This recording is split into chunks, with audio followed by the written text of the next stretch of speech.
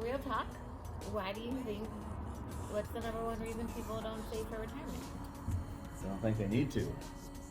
Why would someone think they don't need to? Everybody seems to think that somebody else or something else is going to take care of them. Okay. Okay, next question. How much do you think someone should be saving for retirement? Well, I used to think, what's a loaded question? Depends on how old you are. First thing is, it depends on how old you are, and then the second thing is, it depends on what kind of life you want to live. So, I'd say if you're young, like in your 20s, like I wish I would have started when I was 20. $200 a month would have done me pretty good, which is very doable today. But now at 39, $200 a month isn't going to do me anything. Okay. $200 a month isn't going to do you anything at 39, but do you think $200 a month at 39 is better than nothing at 39? Well, yeah, obviously, but it'll just be like a substitute to Social Security, which is already pitiful. Okay.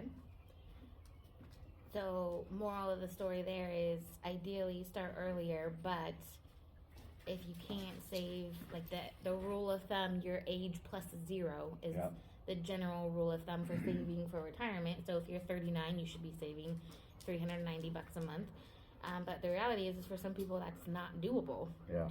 It's not. So putting something away is better than nothing. It's just a matter of starting, right? Yeah. On a realistic note, elaborate. If you realistically took your tax returns away and just put them away, that would be a heck of a retirement plan. Yeah, okay.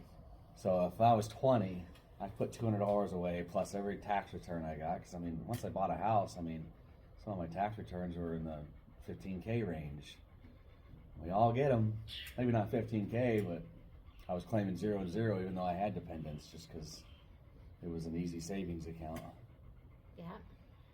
And that's a good strategy for someone who has trouble saving or who has trouble putting money away into retirement. Yep. Claim 0 and let the government, as much as you may not want them to, take more money in taxes, and then at the end of the year when you get your tax return, or at the beginning of the year technically, then you can put that into a retirement account.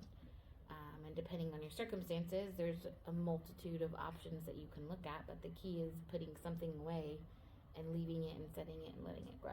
Yeah. So, great strategy. All right, Josh, so we've identified that we need to save for retirement. The sooner the better. Whatever that monetary amount is, ideally your age plus 0 at the time you're starting your account, but realistically, if you can't do that, something is better than nothing. So here I am ready to retire or ready to start saving for retirement. What's my next step? Well, that's what we specialize in, is hooking people up with the best path for their retirement needs. So I would, of course I'm biased, but I would contact myself and be like, what do I need to do? Here's what I can contribute. And that's what we do. Okay. So is commenting on this video or this clip the best way to do that, or what's the best way to contact you? You can comment in the video clip. You can check us out at ywaitconsulting.com. You can check us out on Facebook, Instagram, TikTok. YouTube, right? YouTube. That's where I found it. Everything was through YouTube. Come check us out at the desert too. We're always at the dunes. All right.